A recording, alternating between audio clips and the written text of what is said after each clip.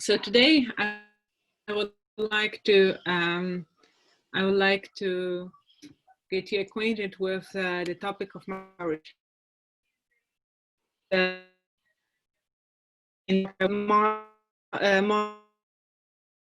hope that hyperboloids are already known to all of you. But if you don't know all the other words, then don't be afraid. I'm going to explain all of them. So I'm going to also start with some kind of background and explanation why is it interesting to study Rabinowitz Floer homology in tentacular hyperboloids, and the application of it. So I'm going to start with the Weinstein conjecture. So this point is the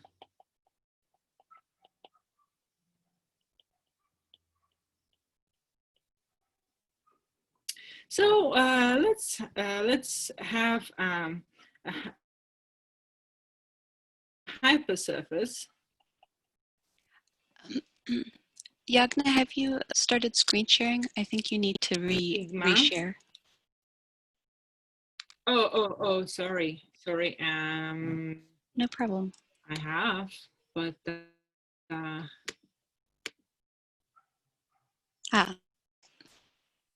is that working? Yes, that looks good. Thank you. Okay, great. So, sorry. Consider a hypersurface sigma in symplectic manifold.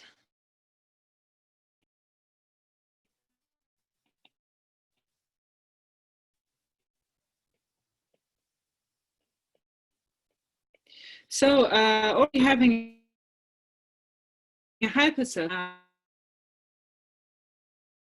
and then a line bundle called rectangle, which is defined by the kernel of the in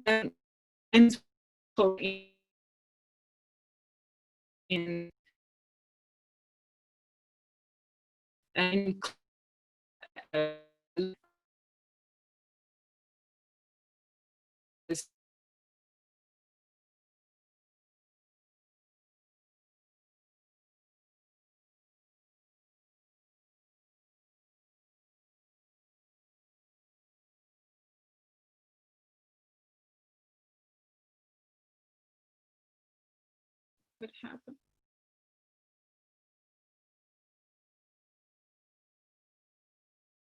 Hi. Hi. Let's see. Maybe we should all try and turn off our videos, if that would help with the bandwidth.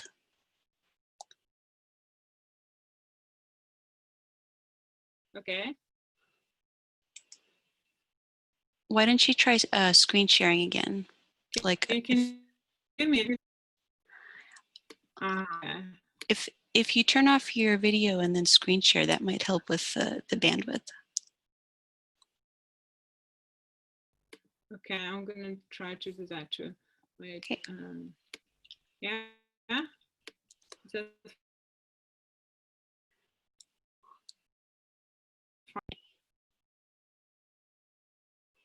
Okay.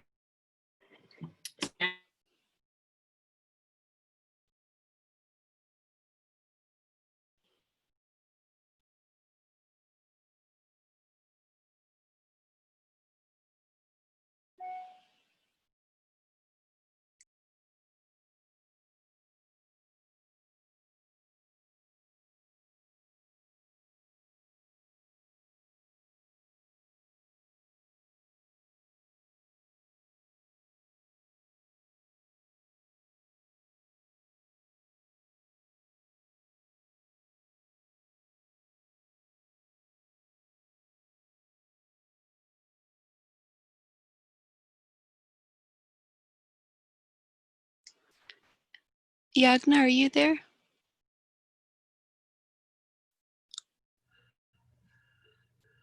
She just sent a chat message. Oh, okay, I see.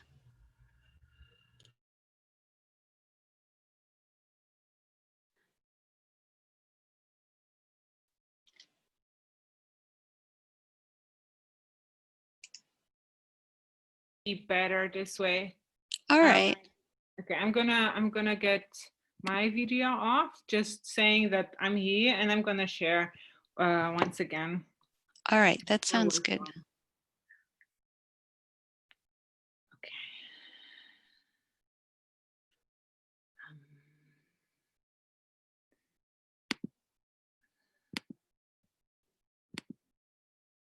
I blame it on the squirrels. Honestly, it would have been much better without at my parents' place, but okay. So as I was saying, I'm going to just very quickly repeat. We are considering a hypersurface sigma in a symplectic manifold. And that alone gives us a one-dimensional line bundle of a sigma and called characteristic line bundle. And we are interested in embedded loops on sigma with the tangent space in this characteristic line bundle. So these are called characteristic closed characteristics. So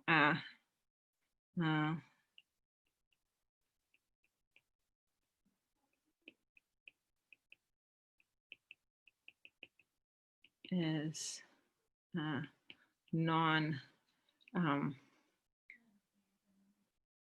it's a non constant loop.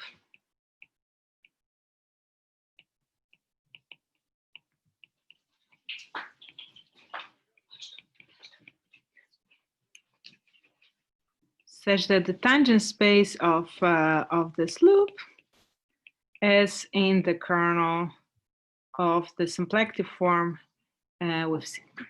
Okay, and those are interesting from the applicational point of view when we are, for example, thinking about the trajectories of some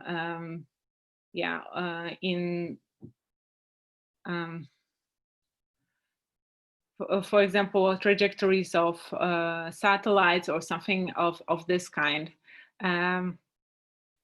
Therefore, but also there are invariants of symplectomorphisms, so they can tell us something about, well, how to distinguish the hypersurfaces themselves. And there is another, there is another characteristic of the hypersurface called the contact type property. So we say a hypersurface sigma is of contact type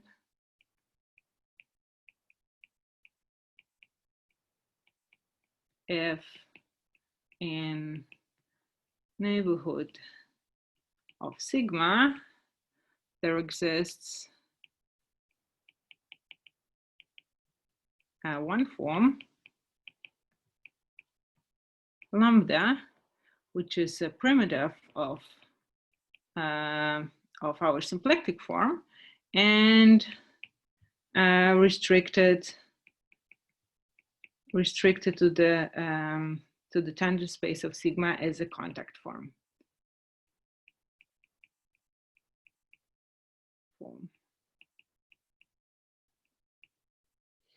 And Klein Weinstein conjecture is as follows.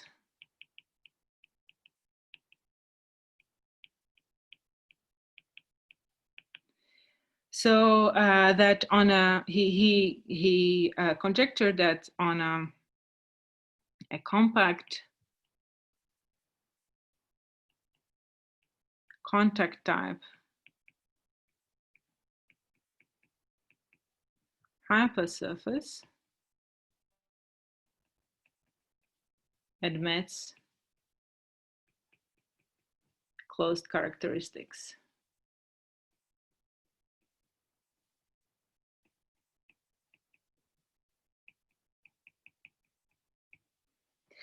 So Weinstein conjectured it in 1977-78, were actually based on the results by Rabinowitz, who proved the existence of closed characteristics on star-shaped hypersurface in R2N. And then, so therefore, Weinstein conjectured the existence of closed characteristics on any compact contact type hypersurface.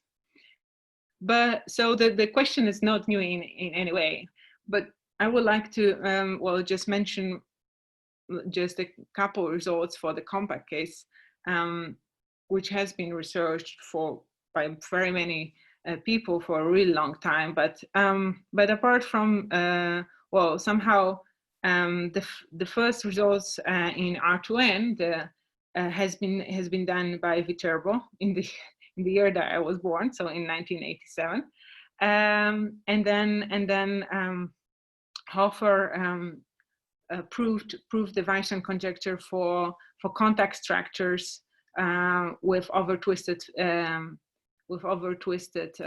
disks in the dimension of in third dimension.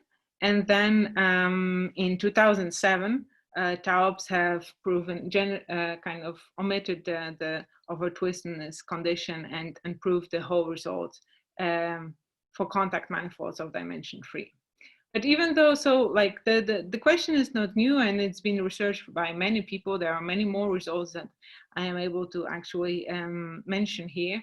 But even though it has not been proven in full generality yet, and but it's widely believed to be true for compact hypersurfaces, and there are no counterexamples to it in the compact case. So now the question is, and what about non-compact hypersurfaces?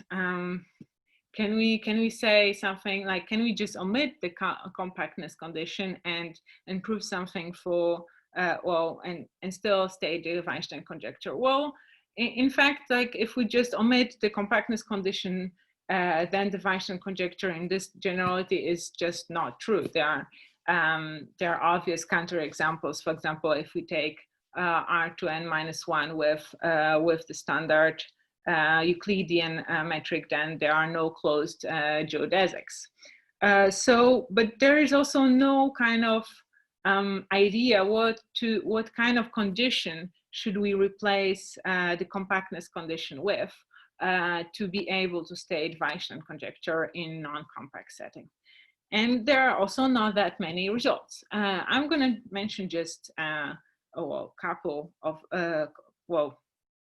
all that are known to me for the non-compact setting. So the first result somehow was proven using variational techniques in 2016 by Van den Berg, Pasquotto, Roth, and Van der Vorst, where they proved the Weinstein conjecture for certain class of mechanical hypersurfaces in cotangent bundle.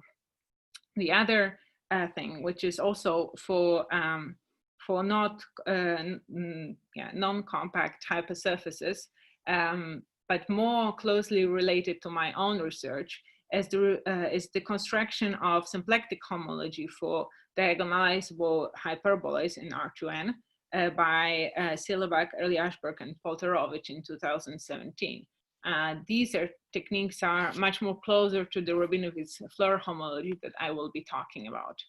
Well, the last result has been is fresh from the oven because it's 2020 by Miranda and Ohms. They use some singular symplectic and cotangent symplectic techniques to prove Weinstein conjecture in some cases. But today I'm going to talk about yet another tool to tackle the question of Weinstein conjecture in non-compact setting. And this is called Rabinowitz Floer homology. So that's the second part.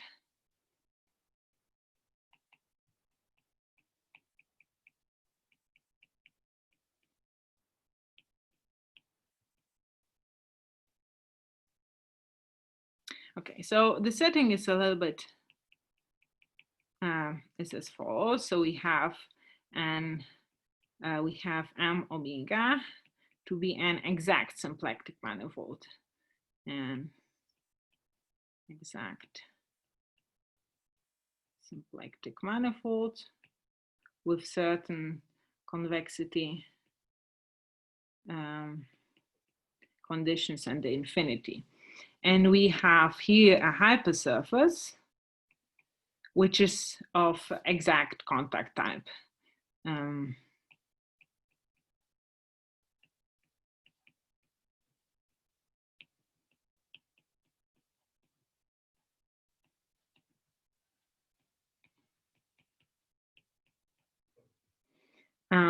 What does it mean? It means that there exists a primitive of omega such that, well, if we restrict it to the tangent space of sigma as a contact form.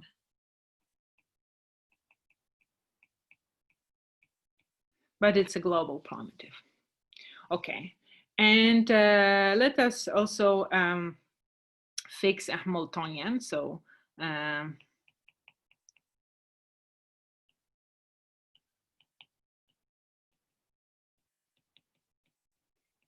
H from M to R, such that sigma it's zero level set, regulars zero level set.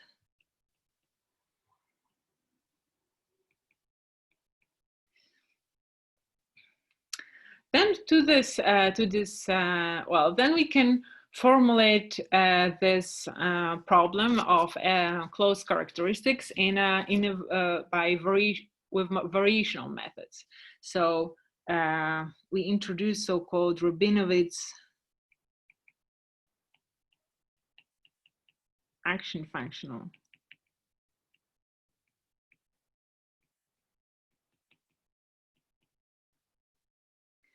So the action functional to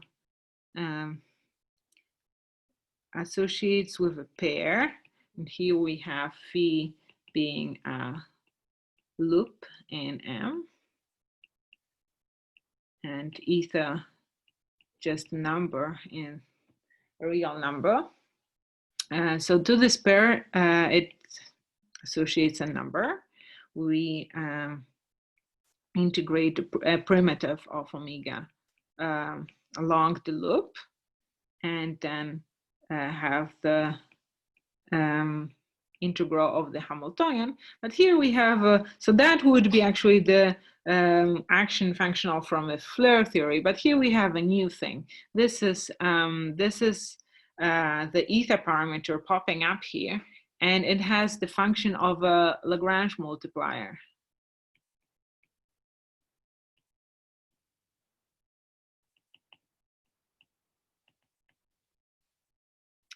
So this way, if we look at the critical points of this action functional,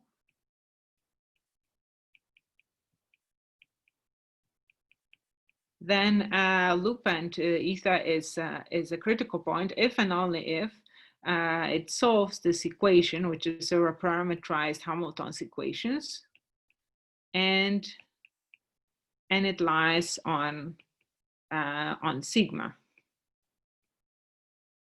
for T. Okay, so let us think a little bit more and try to visualize what the critical set looks like. So I have it here.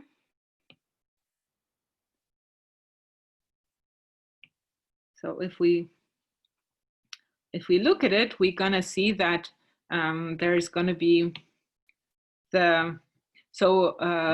every closed characteristic is going to appear in a family.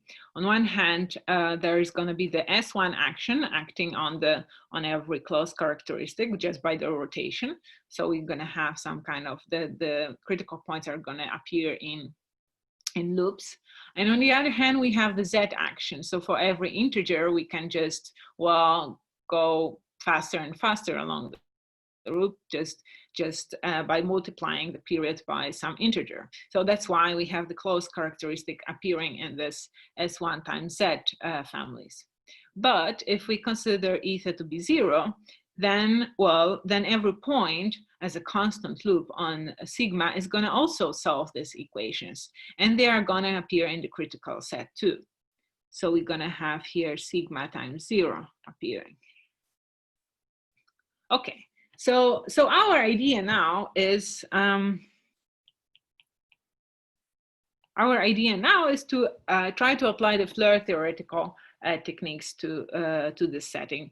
More precisely, the idea is to build the Floer type homology for the action function, for the Rabinowitz action functional. So.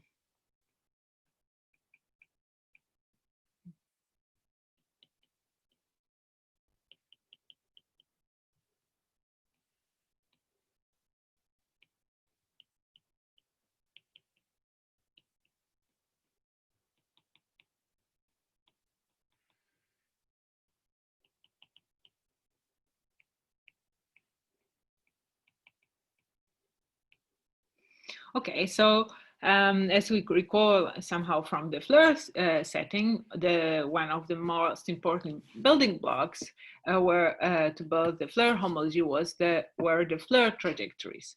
So these are somehow gradient type solutions, and the question is, what are they going to be? What are they going to look like in this particular setting? So the Floer trajectories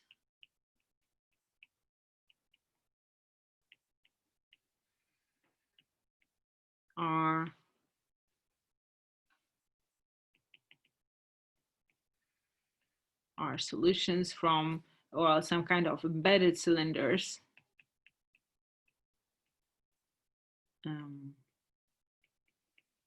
in m times r. So we have here the additional parameter, which are, we have here the loop, and here eta depends only on s, to the equation. Yeah, so we have here some kind of gradient type equation for the Rabinowitz action functional, and if we consider it in the setting of v and eta, they're going to look like that. So we have here an almost complex structure compatible with omega and dependent on two parameters. And here we have somehow the reparametrized Hamilton's equations, and here the integral of h. Okay, so these are our building blocks somehow.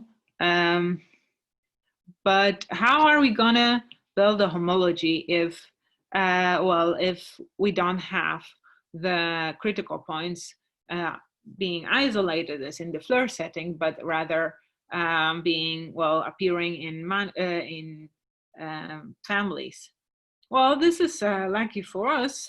Generically, this is a Morse spot setting. So in particular, we can try to use the somehow Morse spot techniques to deal with this. And for that, we take an handle function. So on the critical set, which is Morse, and is coercive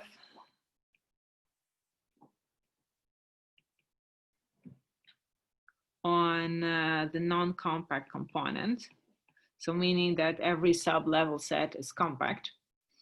And then we build the complex using the critical points of f. So R of h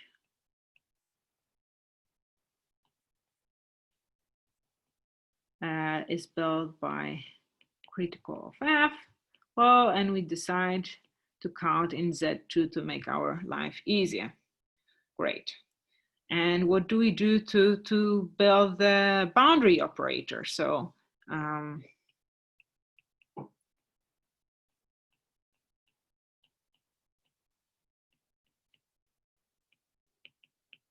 is defined by counting so-called cascades.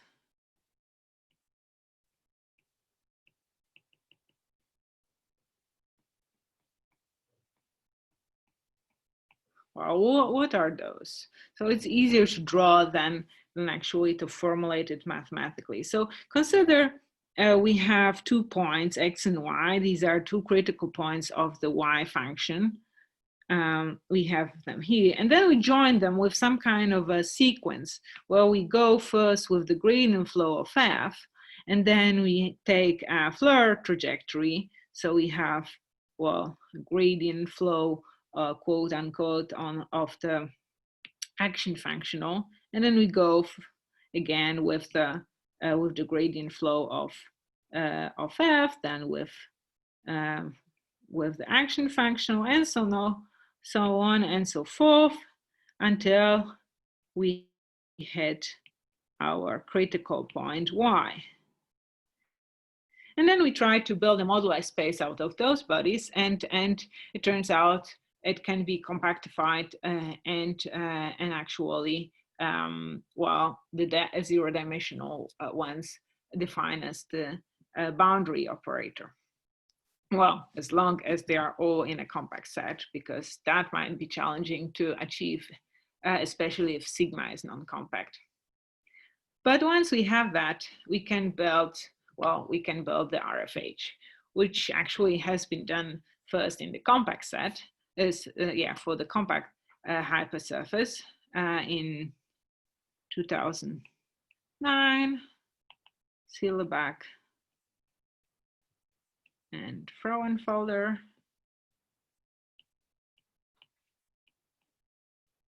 Build or define RFH for compact hypersurfaces.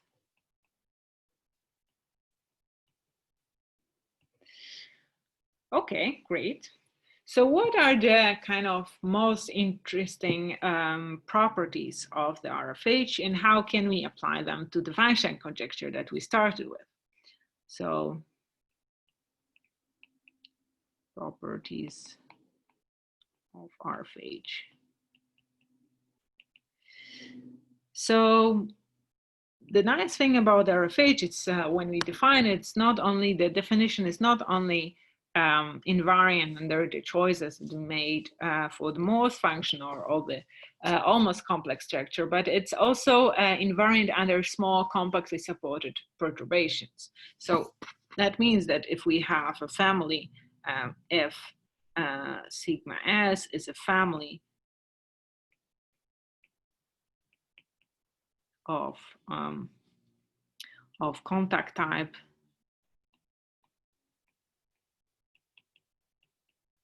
perturbations,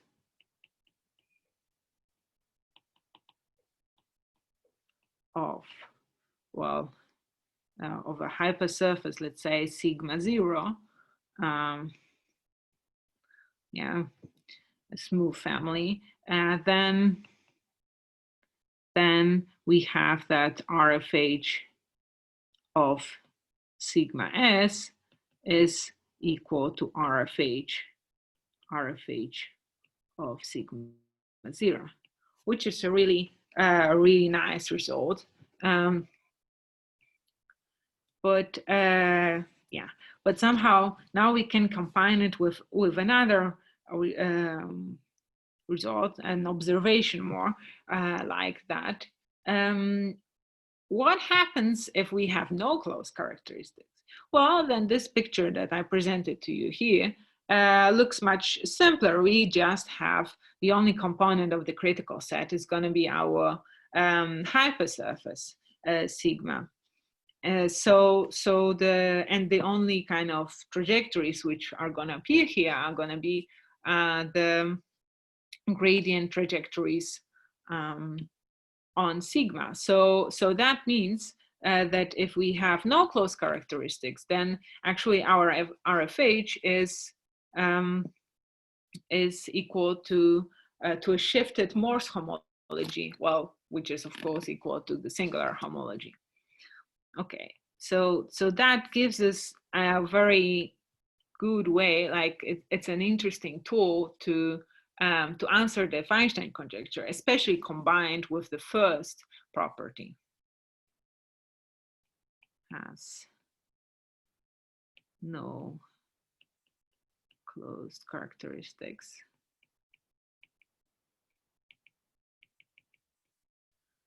Then RFH sigma is equal to the singular homology.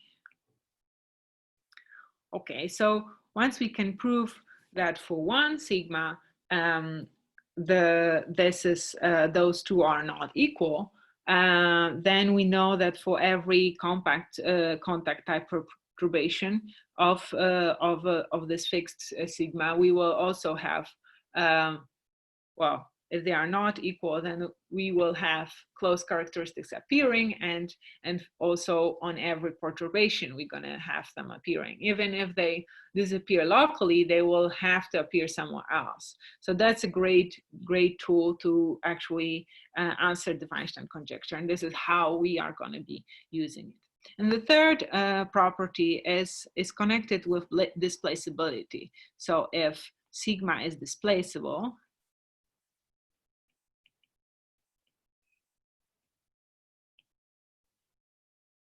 meaning that, well, we have compactly supported Hamiltonian symplectomorphism, which kind of displaces the hypersurface from itself, so the image is disjoint with the hypersurface, then RFH of sigma, well, is just equal to 0 in every degree. Okay, so this result has been part of the original paper of Symplectic and Frauenfelder. So somehow that also means that using this RFH, we could retrieve the previous results for displaceable compact hypersurfaces. Yes, so when they were displaceable, then this was 0, so it was not equal to the singular homology, and thus the closed characteristic had to appear. Okay, great. So we now see how we can apply it to the Weinstein conjecture. But now the question is, can we actually build the Rabinowitz Floer homology for some non-compact hypersurface? And the answer is yes, we can. Even though, even though we start with the easy symplectic manifold, meaning R2n, with standard symplectic form, but we can do that. So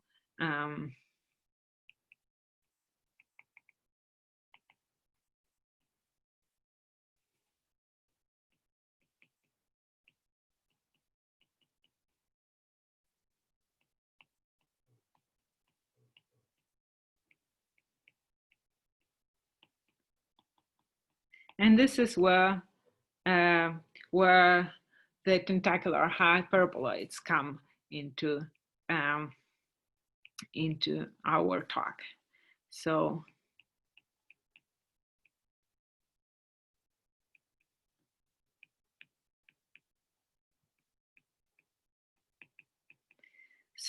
the setting is as follows. So as I said,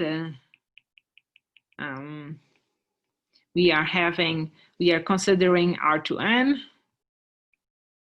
with the standard symplectic structure, and we take a matrix, well, 2n by 2n,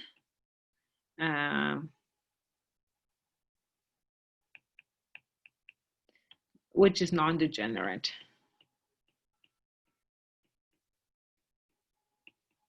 Actually, we assume A to be of this form, so that it's a block matrix with A0 and A1 on the diagonal, and here zeros, where A1 is some kind of 2k times 2k positive definite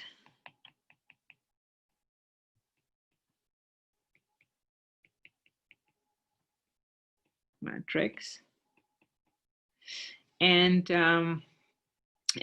no, A0, sorry, A0 is the positive definite matrix, and A1 is, well, the rest of dimensions, so n minus k times n minus k matrix, with this property that, well, actually multiplied by J0, which in this case is the standard complex structure on R2n. So multiplied by J0, then this matrix is hyperbolic. And by that I mean that all the eigenvalues have non-zero real parts. Okay, so if we consider that kind of matrix, well, by Hurmander classification, we can we know that the signature of A is so A has signature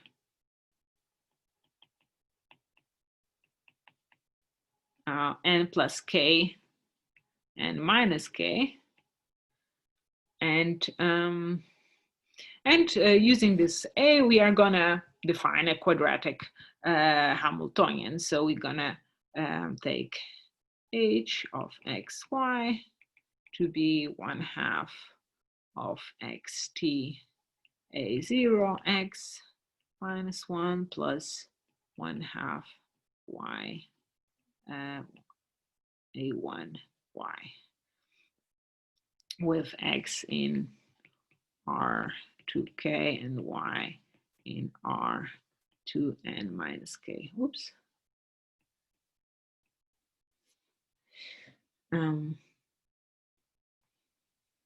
Okay, and what we yeah, and now having this quadratic Hamiltonian, we consider the zero level set.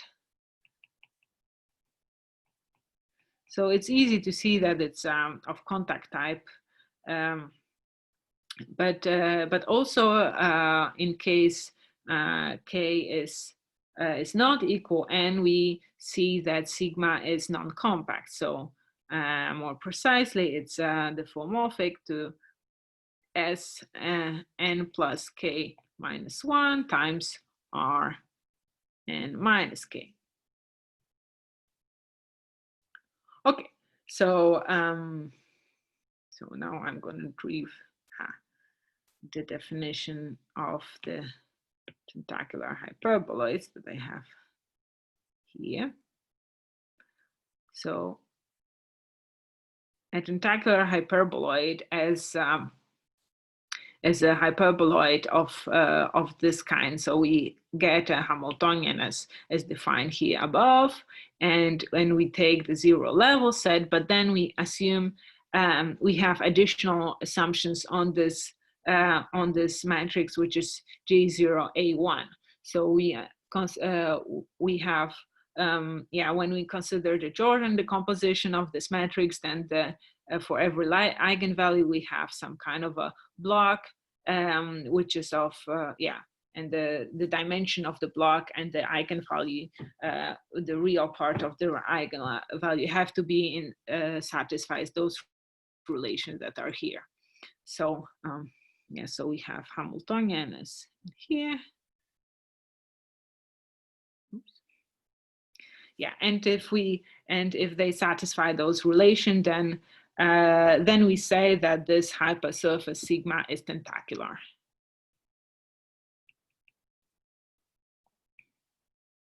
Okay, great. So so now we're gonna get to the exciting results. So the first result by Federica Pasquotto, Rob Vanderforst, and me, is as follows: RFH, the Rabinowitz Floer homology is well defined for any tentacular hyperboloid. Tentacular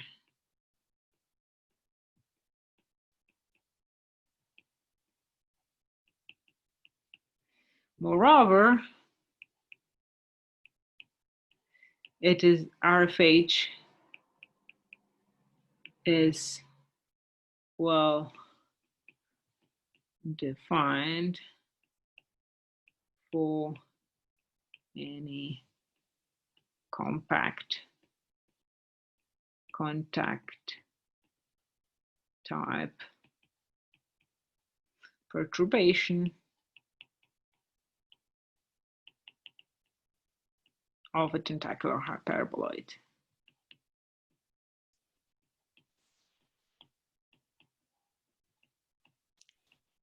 Jagna, you have a question from Paolo Ghiggini.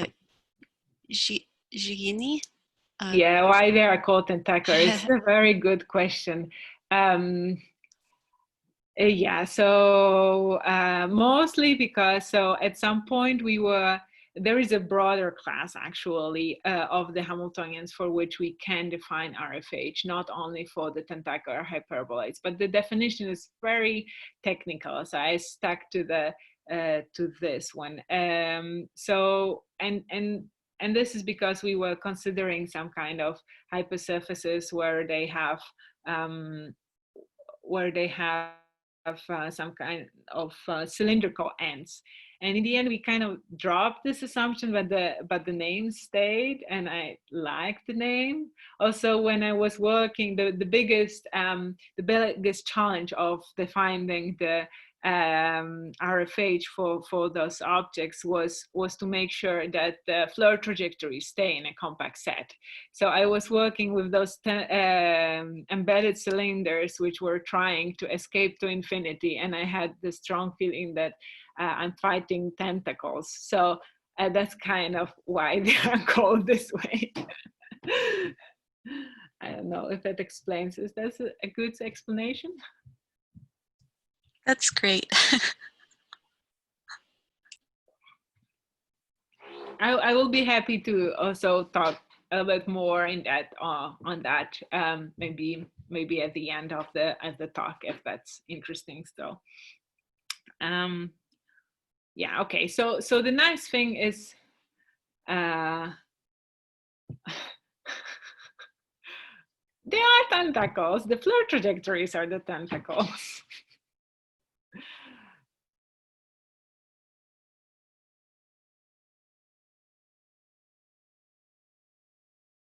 to this part, like this is a name. Yeah, the non-compact part of the hyperboloid is kind of an embedded, like it's also cylindrical end, so you can consider it a tentacle in R2M. But the nice thing that this class of tentacular objects, the tentacular the class for which I was able to define the Rabinowitz Floer homology actually does not only contain the tentacular hyperboloids themselves, but also any compact contact type perturbations. So if we as long as they are as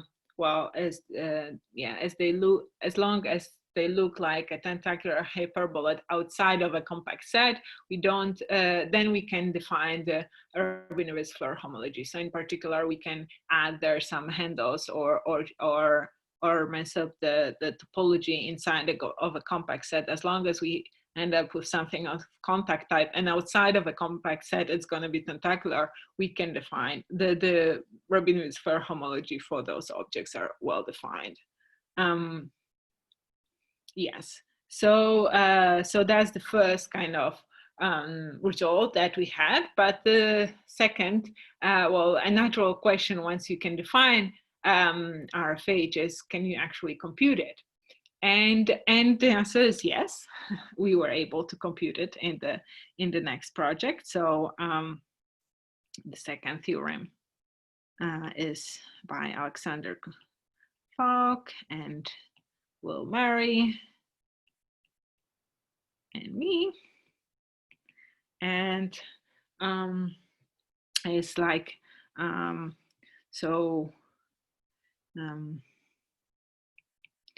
consider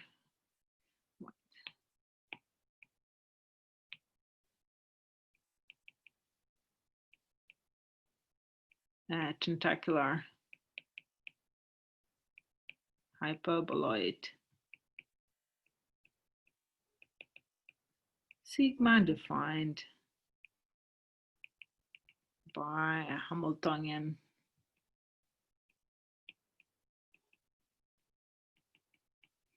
as in star, then with let's say with k bigger equal 1 and small equal n-1, then R of H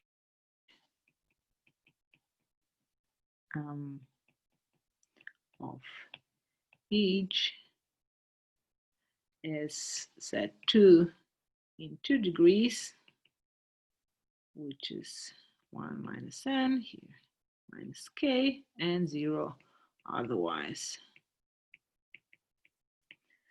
So in particular,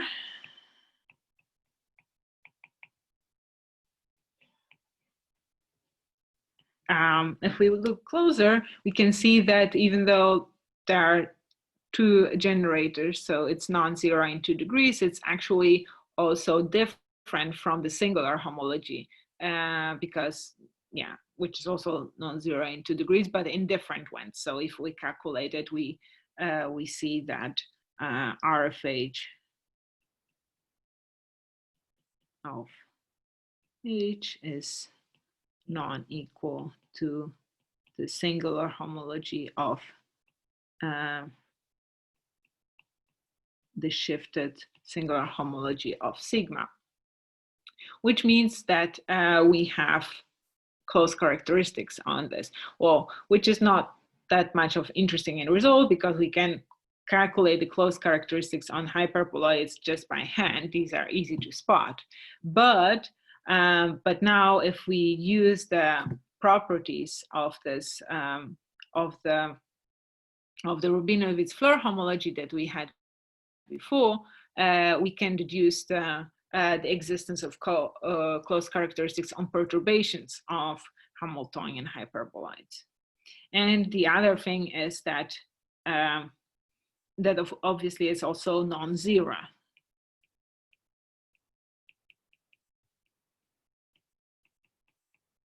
Which, well, if we had some kind of a good compatible with RFH notion of displaceability would mean that these are not displaceable. But the problem is that up to now there is no good notion of displaceability for non-compact things. And also, even if there were, I don't know if there are any results that well, saying that if something is displaceable, that this should be zero. But hopefully there can be built something to fill in the gap and have something similar to what we had in the compact case. So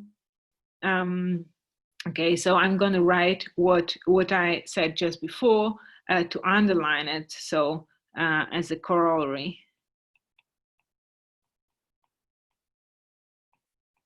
if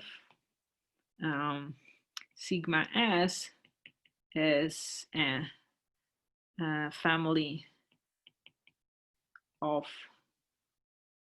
compact, contact type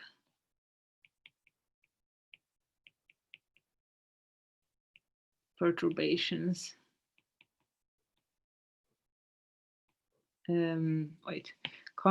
Contact type compact perturbations.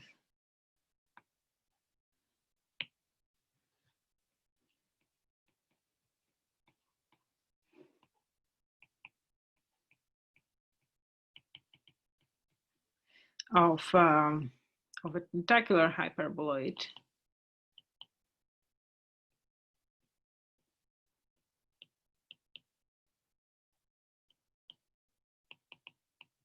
then sigma s carries a close characteristics.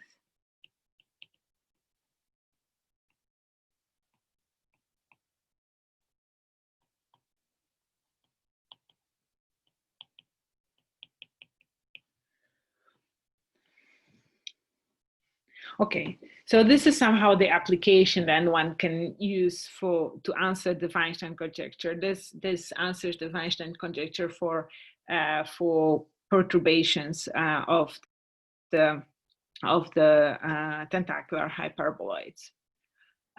So yeah, I can see I still have some time, so maybe maybe I could present some sketches of the proofs or some ideas of the proofs of those two theorems. You know, you can maybe choose which one would you like to see, if the first one or the second one.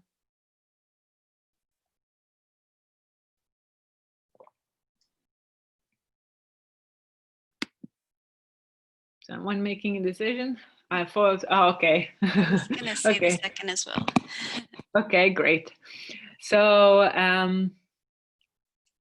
wondering if you can see me, but let's say, okay. So the proof.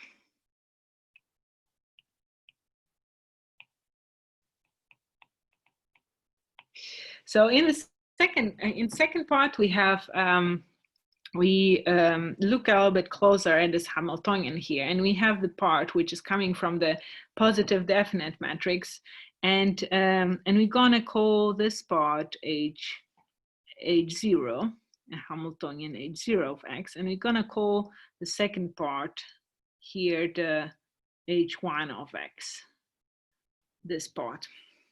And whoop, is everything all right? Or did I? Hey.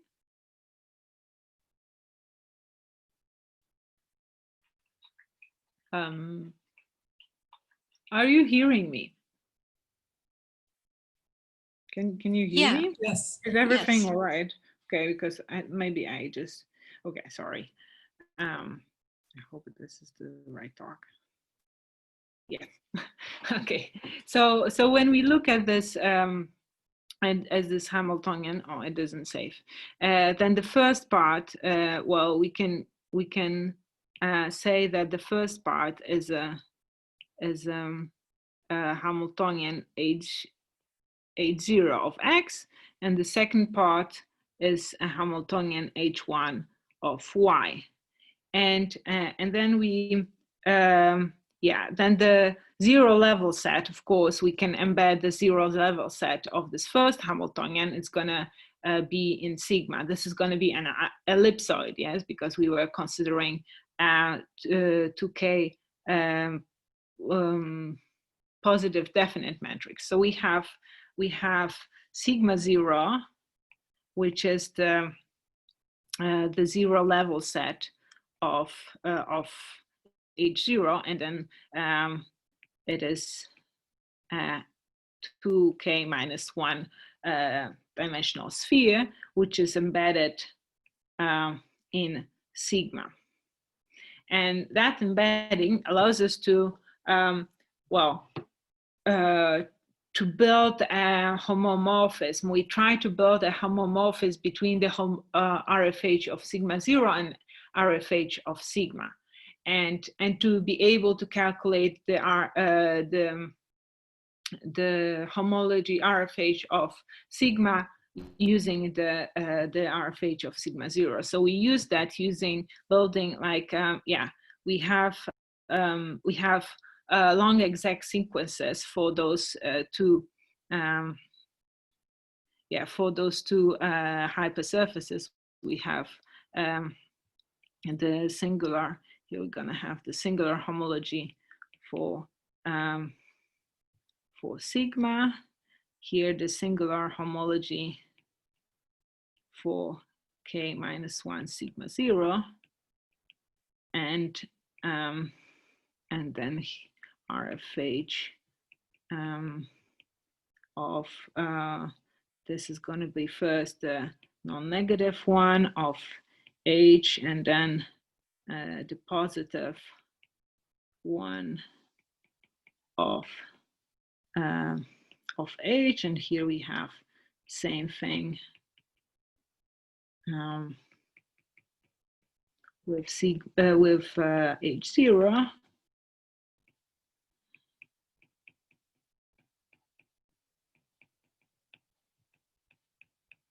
And Yeah, and then we built a homomorphism between those somehow those two chain complexes, such that the first one. So here we're gonna well, this phi plus, let's say, and this is a homomorphism on the full homology, but due to naturality we can split it this way.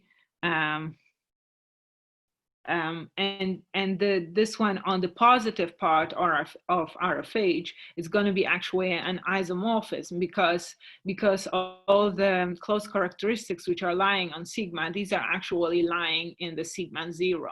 So there are no additional close characteristics coming from the non-compact part. Everything lies just in here. And yeah, and also it's index preserving and action preserving. And here on sigma 0, it turns out that this homomorphism here is gonna correspond to some kind of first retraction. So when our sigma was, well, our sigma was topologically as n plus k minus 1 times r and minus k. So first we retract on this well, on this sphere sigma, and then we have an Umker map, and the composition of those two is going to correspond to this homomorphism on the level of the singular homologies. And how we build the homomorphism is, well, having some kind of a hybrid problem. So we consider the moduli space, which consists of pairs, which is U0 and U, where U0 is from minus infinity to 0, and this is R to K times R, and U is from 0 to infinity to m times r, and we have yeah, and we they solve the Rabinowitz equations with the different Hamiltonian yeah, with the different Hamiltonians of here's of course U0 and here of U, and then we have in the infinity they converge to critical sets, but at 0 we have some kind of a coupling condition, so that U of 0 is actually in the set where we have here U0 of 0. So in the first component kind of they have to agree, but then we have well, then we have here a Lagrangian, and this Lagrangian has to live in the 0 level set of well, of the second Hamiltonian. So so that allows us to kind of, yeah, to formulate it in a Fredholm setting and build this homomorphism, and then see that actually this correspondence, like this action preserving and index preserving correspondence, actually is coming from this homomorphism, and then from that we calculate further on the full Rabinowitz Floer homology.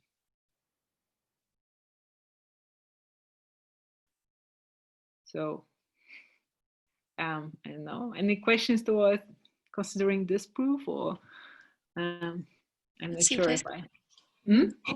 Why don't we thank the speaker first, and then we'll open it up for questions.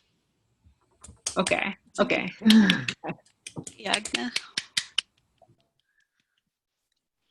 All right. Are there any questions for the speaker?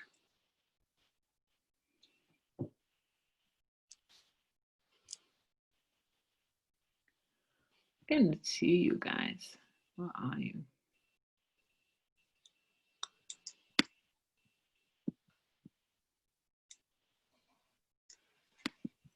I have one question.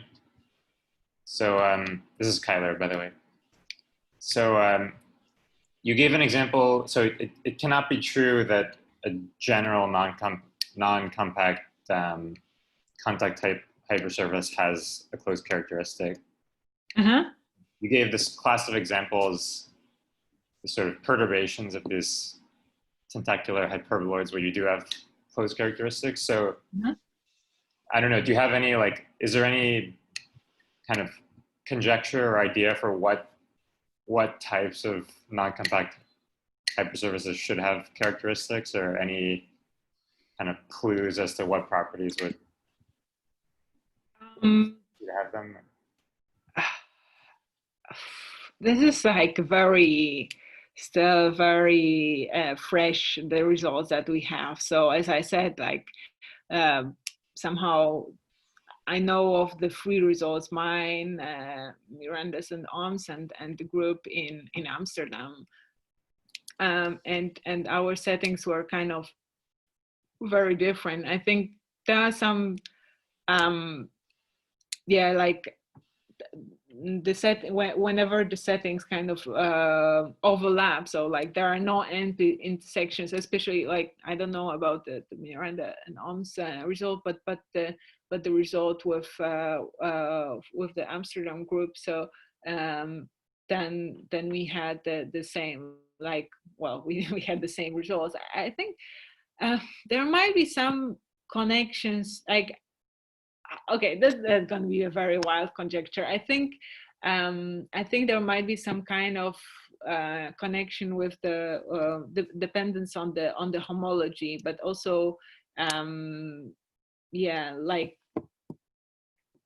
they were having some kind of a linking homology assumption, and we have here in this tentacular thing those two hypersurfaces, one embedded in the other, and the result depended on somehow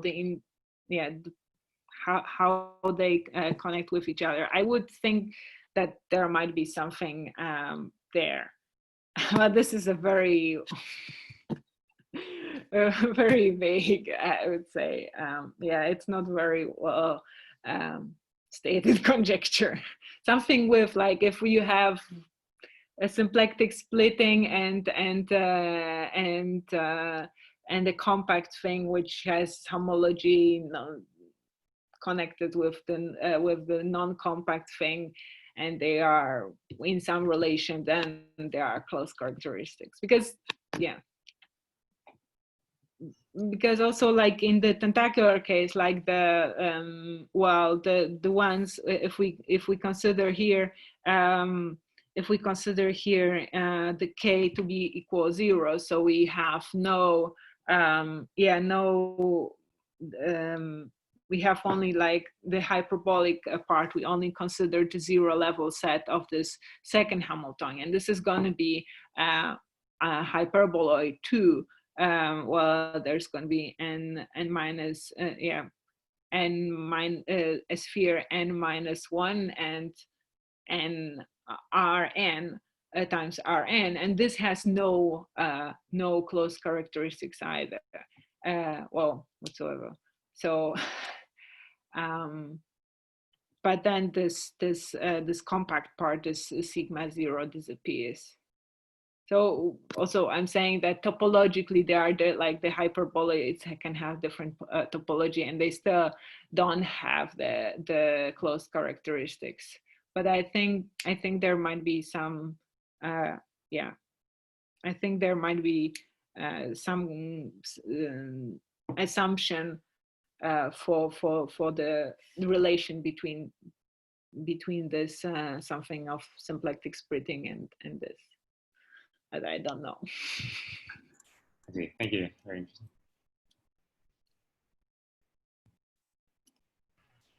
I had a question. This is Sheil. I just thought I'd ask instead of typing into the chat. Thanks for your talk, by the way. I was wondering if you could say a word, maybe you said this already, but if you could say a word or two more about how the tentacular hypothesis appears in the argument that RFH is well defined. Well, okay, so I can define the tentacular Hamiltonians for you. These are conditions which are connected somehow with the behavior of the hypersurface and the Hamiltonians outside of a compact set. We have some growing conditions on the Hamiltonian that we can build it with, and that allows us to like in the construction itself. This is what allows us to make sure that the Floer trajectories are in a compact set, because without that we would not be able to make sure that the boundary operator is well defined and it all kind of breaks and glues the way we would like it to. So I don't know, would you be interested in seeing the definition of the whole class and well, maybe, I mean, I'd be happy to discuss it another time, maybe not in the Q&A. I mean, I was basically, you know, just curious about the technicalities of the compactness, the C0 estimate, or like, you know, sort of what the main idea is, but it might not be, this might not be the right setting. So well, I can tell you what are the main ideas of the proof of the first theorem. The idea is that if we have if we have sigma, and then the problem for the non-compact sigma is that the Floer trajectories can escape to infinity along this hypersurface, and right. And to be able to bound it there, one uses actually the Morse-Bott property of the action functional near the hypersurface. So so we consider somehow that it has we project the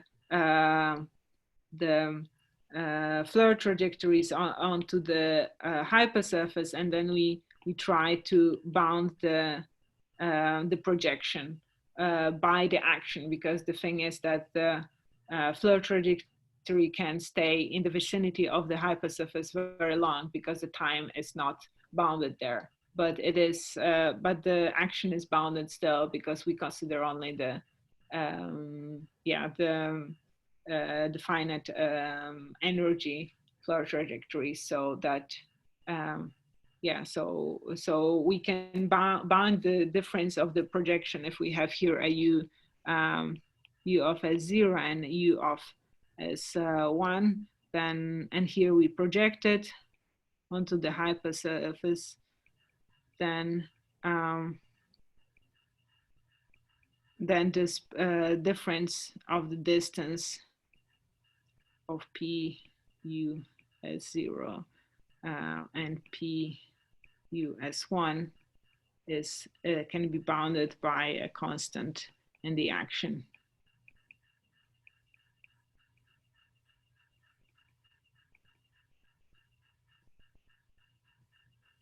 Yeah, because we are not able, like usually one uses some kind of action, like maximum principle, but using just switching off the Hamiltonian outside of a compact set, but that's not something we could use in this setting. So we had to use different techniques, especially along this hypersurface here. But luckily it's a Morse-Bott situation. So we have here, like in the vicinity, we have like exponentially converging directions, exponentially diverging directions, but then in the direction of the hypersurface itself, it's like not really going very far. I see, thank you. Yeah.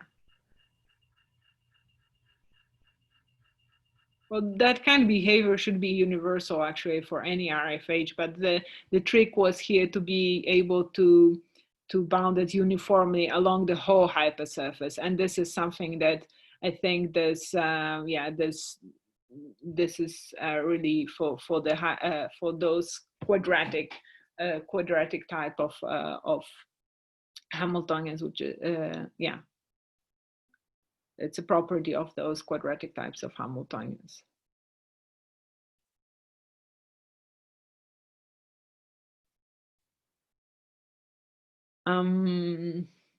Okay. So the perturbations is just okay, it's a little bit depends in which part of the theorem. So like here for the existence result, when I talk about perturbation, I mean that I have a Hamiltonian which is defining a tentacular hyperboloids, and then I can add any other Hamiltonian, any other compactly supported part, and as long as the outcome, as the zero level set of the sum is going to be of contact type, then the RFH is well defined. So so this is like, yeah, some in the space of compact perturbation. This is a whole affine space of compact perturbations for which the RFHs will define. But in the second part, where I'm talking about the Weinstein conjecture and the results connected already, like with the calculated RFH and invariance of RFH under compact perturbations, then I have to have really a smooth family through contact type things. But any, like there is no, as long as outside of a compact set, I'm gonna have all the time, like there's nothing happening outside of a compact set, then inside of a compact set, I can have any smooth families of perturbations, as long as I start with something. Well, if I start with a tentacular hyperboloid and then I slowly switch on a compact type perturbation, then the RFH is not gonna change as long as I'm in the, like, as long as the hypersurfaces are gonna be all the time of contact type. So so RFH is constant on the connected component if you consider only the compact type of perturbations, compact contact type of perturbation. Thanks. That makes sense. So it's 15 minutes after the hour. This is when we usually wrap up the Q&A. So let's give Jagna a round of applause again. Thank you. So then, can you stay for an informal discussion if anyone has anything they'd like to talk?